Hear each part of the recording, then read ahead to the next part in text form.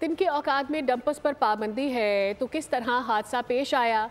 कहाँ थी हुकूमत, कहाँ थी इंतजामिया? अमीर जमात इस्लामी कराची मोनम जफर ने सवाल उठा दिया। ट्रैफिक हादसे में जाँ बहक मियाँ बीवी की नमाज जनाजा में शिरकत के बाद मीडिया से गुफ्तगू में कहा कि रवां साल 85 से जायद ट्रैफिक हादसात के वाक़यात हो चुके हैं, इसकी मजम्मत करते हैं।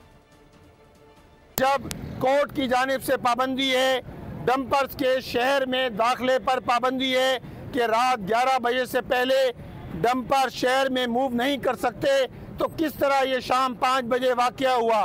किधर थी हुकूमत, किधर है इंतज़ामिया, किधर है पुलिस कि लोग अपने प्यारों की लाशें उठाते रहें और इसी तरह बेबसी की तस्वीर बने रहें? इस शहर में पिछले 35 दिन में 85 से ज़ायद वाक़यात हो चुके हैं, जिसमें डंपर, टैंकर, ट्रॉलर और दीगर हादसात में लोग अपनी जानों से गुजर गए हैं। सब्सक्राइब करें और बेल दबाएं ताकि कोई खबर रह न जाए।